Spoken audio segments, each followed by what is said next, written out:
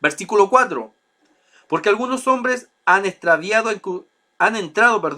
encubiertamente los que desde antes habían sido destinados para esta condenación, hombres impíos que convierten en libertinaje la gracia de nuestro Dios y niegan a Dios, el único soberano, y a nuestro Señor Jesucristo. Judas comienza esta carta desvelando que estos falsos maestros se habían introducido de forma secreta o una forma encubierta, ¿ya?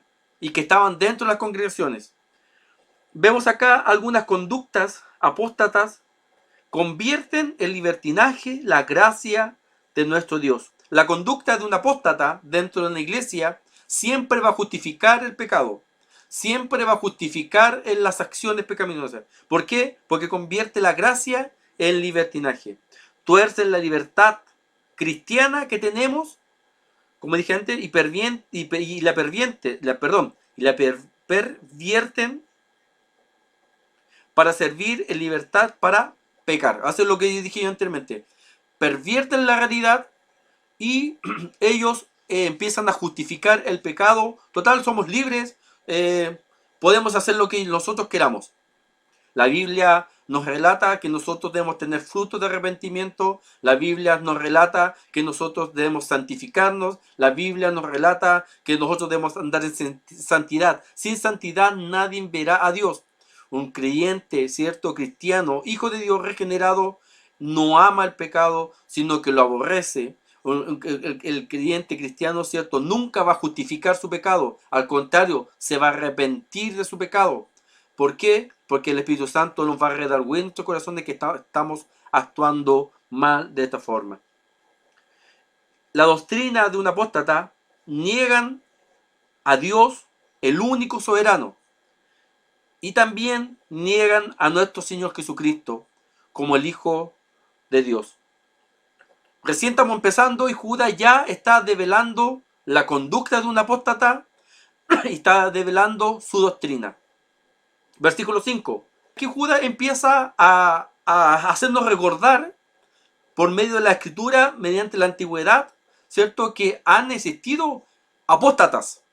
Más quiero recordaros que ya que una vez lo habéis sabido, que el Señor, habiendo salvado al pueblo, sacándolo de Egipto, después destruyó a los que no creyeron.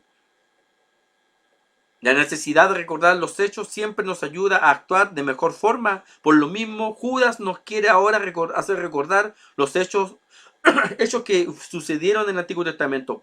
Y el primer ejemplo que toma Judas acá en este versículo es de Israel en el desierto. Lo vemos en número 13, capítulo 13, capítulo 14.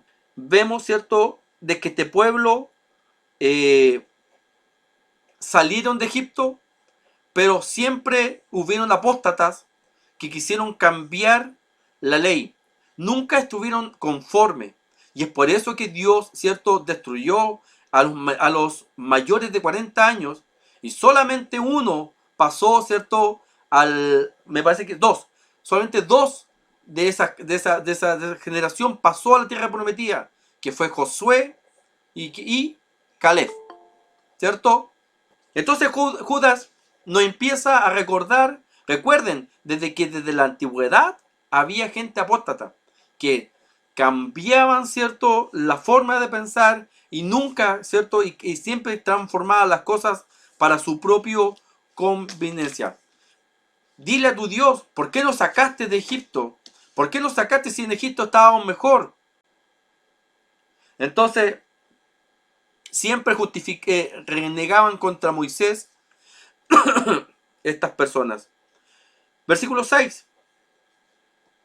El otro ejemplo, ¿cierto?, que nos hace ver Judas en esta carta es referente a los ángeles. Versículo 6. Y a los ángeles que no guardaron su dignidad, sino que abandonaron su propia morada, los ha guardado bajo oscuridad, en prisiones eternas, para el juicio del gran día. En las escrituras vemos a lo menos dos apostasías claramente. La primera, ¿cierto?, fue cuando Lucifer, ¿cierto?, cayó y involucró a unas huestes de otros seres angélicos, ¿cierto?, en su rebelión.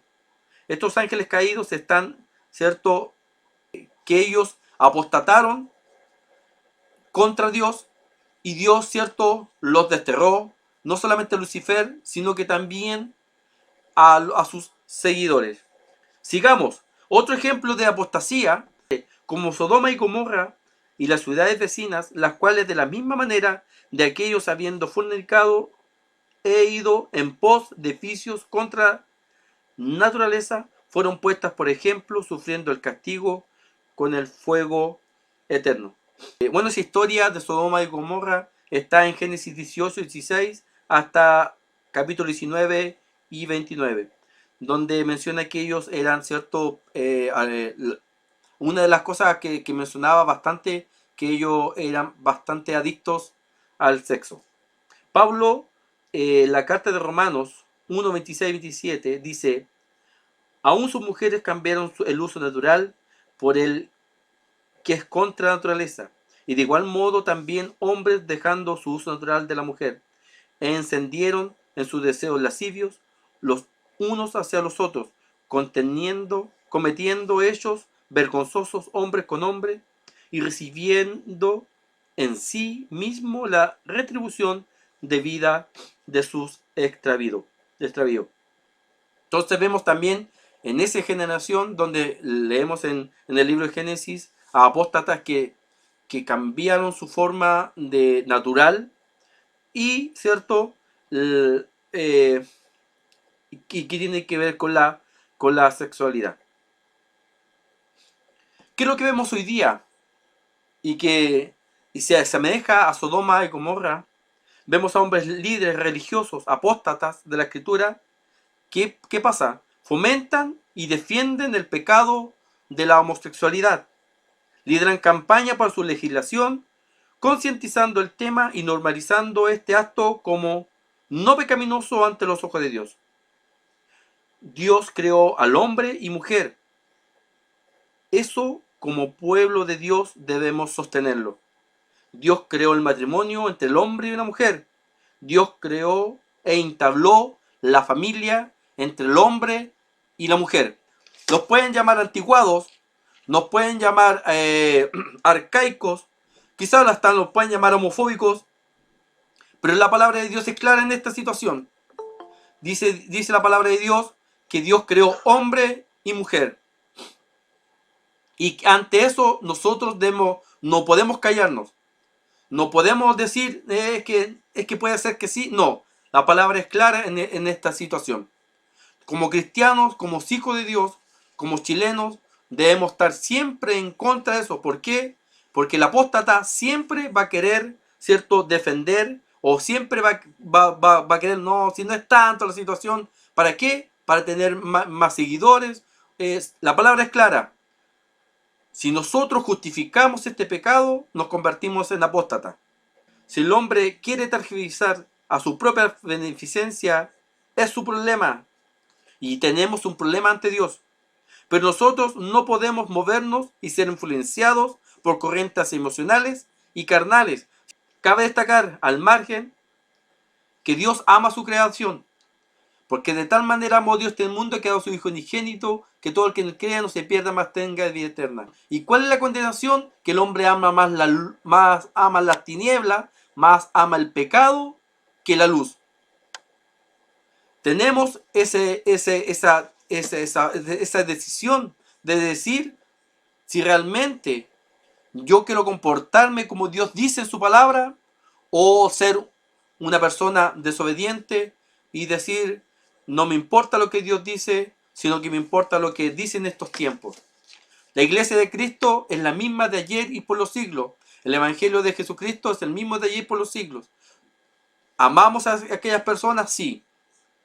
Porque debemos amarlos porque Dios es amor, porque Dios nos entregó esa misericordia y esa es la gracia que nosotros tenemos.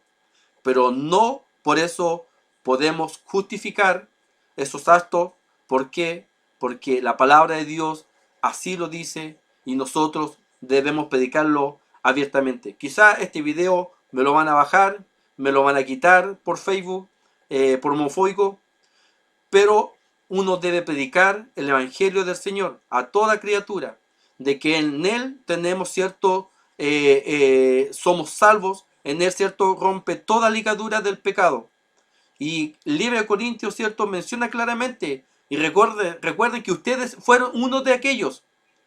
El venir a Cristo, Cristo nos liberta, Cristo nos saca de esas situaciones.